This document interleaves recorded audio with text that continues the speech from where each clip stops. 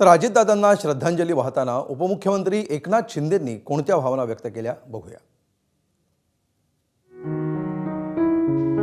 खरं म्हणजे आपल्या सगळ्यांनाच पावलोपावली अजितदादांची उणीव भासते आहे।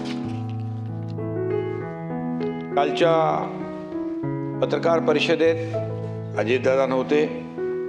आज छत्रपती शिवाजी महाराजांच्या पुतळ्यास आम्ही अभिवादन केलं, पुष्पहार घालून नतमस्तक झालो, तिथेही दादा नव्हते।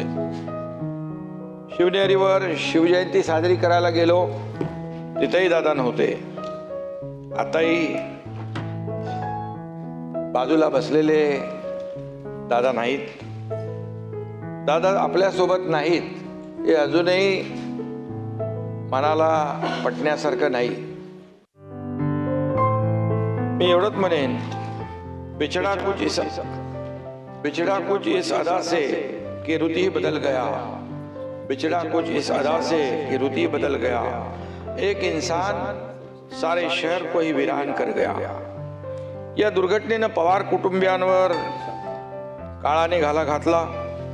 दुःखाचा डोंगर कोसळणं म्हणजे काय असतं हे मी स्वतः देखील अनुभवलंय। माझी 2 मुलं अपघातात मी गमावली, त्यावेळी मी दुःख पाहिलंय। त्यामुळे सुनेत्राताई, पार्थ, जय आणि एकूणच पवार कुटुंबियांच्या दुःखाची आपण सगळेच कल्पना करू शकतो। मला सुपारीच्या खंडाचंही व्यसन नाही, दादा अभिमानाने सांगायचं। दादांना बेशिस्त गर्दी अजिबात आवडायची नाही, पण मी त्या काळात पाहिलं, माझ्या भोवती लोकांची सतत गर्दी असायची आणि मला सुद्धा या गर्दीवरून कितीतरी वेळा दादांनी बोलून दाखवलं। हे सांगताना त्यांचा उद्देश चांगला होता आणि या गर्दीमधून कोण कधी येईल काय या सगळ्या गोष्टी मला ते सांगायचे। कशाला गर्दीत जाता, एवढी रिस्क कशाला घेता, असं दादा मला नेहमी सांगायचे।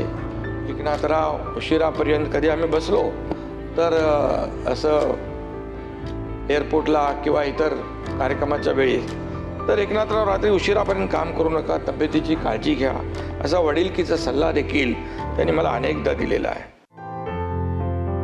आणि दादांना श्रद्धांजली वाहताना मी एवढंच जाता जाता सांगतो, आपको दिया हुआ वादा कभी नहीं तोड़ेंगे, आपको दिया हुआ वादा कभी नहीं तोड़ेंगे, आपकी विरासत को हर दिल से जोड़ेंगे, आप नहीं पर आपकी यादें हमारे साथ है दादा, आपके सपनों को हम अधूरा नहीं छोड़ेंगे। पुन्हा एकदा महाराष्ट्राच्या लाडक्या दादांना अतिशय जड अंतकरणाने श्रद्धांजली अर्पित करतो। एबीपी माझा, उघडा डोळे बघा नीट।